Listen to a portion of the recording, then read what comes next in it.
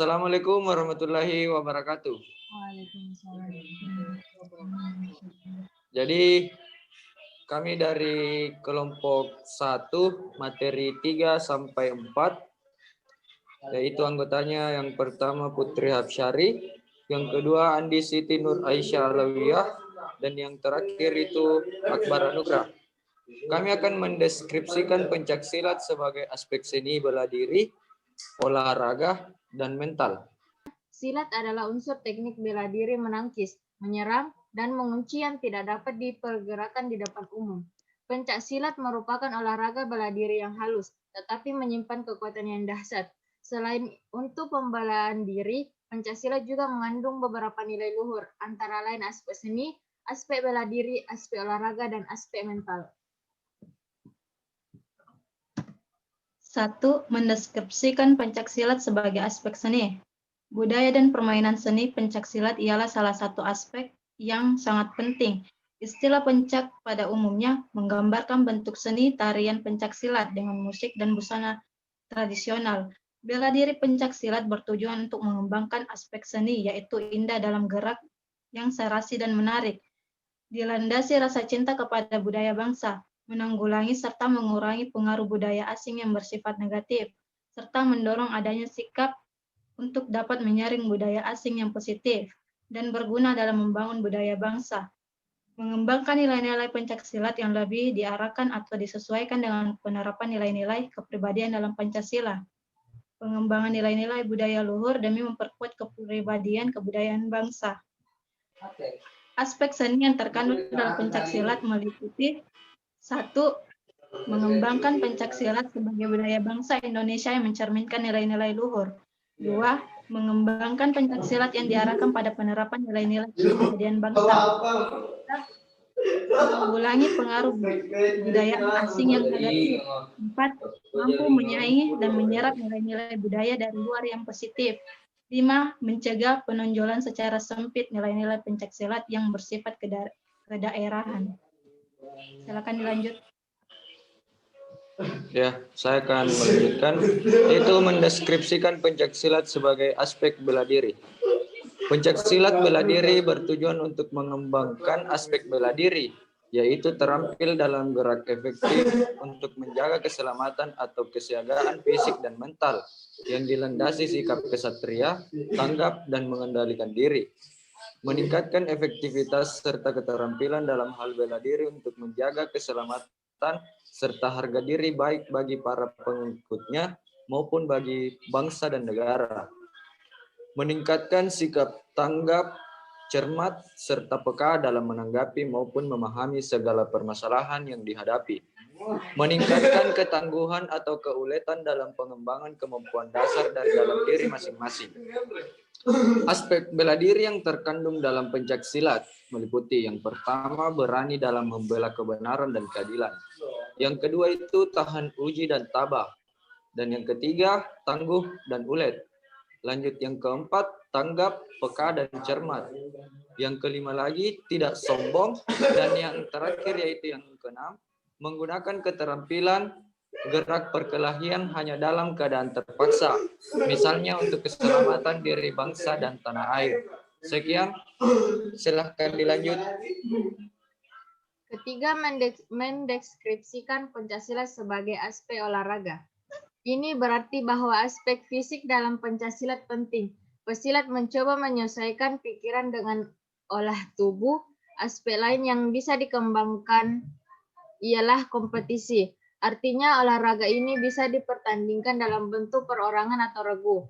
Pengembangan olahraga bertujuan pula untuk mendorong sifat sportivitas bagi para pengikutnya, meningkatkan prestasi melalui pertandingan-pertandingan olahraga pencaksilat, meningkatkan kebiasaan hidup sehat melalui olahraga pencaksilat. Aspek olahraga dalam pencaksilat meliputi 1. Pantang menyerah, 2. Meningkatkan prestasi, 3. Menjunjung tinggi solidaritas, dan 4. Berlatih dan melaksanakan olahraga pencaksilat sebagai bagian dari kehidupan sehari-hari. Sifat dan sikap ideal tersebut di atas sebagai satu kesatuan dapat diringkas sebagai sifat dan sikap takwa, tangkap, tangguh, tanggon, dan terengginas. 1. Makna takwa adalah beriman teguh kepada Tuhan Yang Maha Esa dan melaksanakan ajaran-ajarannya, yang berarti patuh dan taat kepada perintah-perintah dan meninggalkan larangan-larangan serta selalu menampilkan budi pekerti luhur dalam kehidupan sehari-hari. 2. Makna tanggap adalah kecerdasan atau ketajaman, kepekaan, dan kecermatan di dalam menelaah permasalahan yang dihadapi maupun dalam menanganinya. Makna tangguh adalah terampil, ulet, dan dapat mengembangkan keterampilan atau kemampuan yang dimiliki di dalam menghadapi permasalahan sesuai dengan keadaan dan kebutuhan. 4. Makna tangguh adalah kesanggupan untuk selalu rasional, berpikir dingin, dan tahan uji terhadap berbagai bentuk godaan dan cobaan. 5. Makna terengginas adalah lincah, aktif, memiliki daya cipta, serta mengutamakan daya guna dan hasil guna dalam tindakan. Selanjutnya, 4. Mendeskripsikan pencaksilat sebagai aspek mental. Pencaksilat membangun dan mengembangkan kepribadian dan karakter mulia seseorang. Sentuhan pencaksilat yang dilaksanakan dalam dunia pendidikan yang dimulai dari tingkat dasar akan sangat membantu pembentukan kader bangsa yang berjiwa patriotik, kepribadian luhur, disiplin, dan takwa kepada Tuhan Yang Maha Esa. Tujuan pengembangan pendidikan mental spiritual dapat disimpulkan bertujuan sebagai berikut. Peningkatan takwa kepada Tuhan Yang Maha Esa, serta berbudi luhur bagi setiap pengikutnya, menimbulkan rasa tenggang rasa, percaya terhadap diri sendiri, serta disiplin yang tinggi, membangun rasa cinta terhadap bangsa dan tanah air. Hal ini juga didukung dengan kehadiran pencaksilat sendiri sebagai suatu bela diri tradisional Indonesia, meningkatkan rasa persaudaraan, pengendalian diri, serta tanggung jawab sosial yang tinggi, mendorong rasa solidaritas sosial, keinginan untuk kemajuan, kejujuran, kebenaran, serta keadilan bagi para pengikutnya.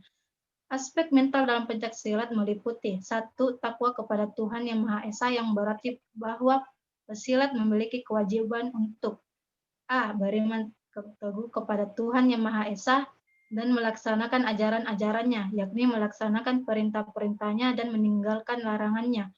B. Menghormati orang tua, orang yang lebih tua, kakak seperguruan, keinginan, harapan, dan kepentingan.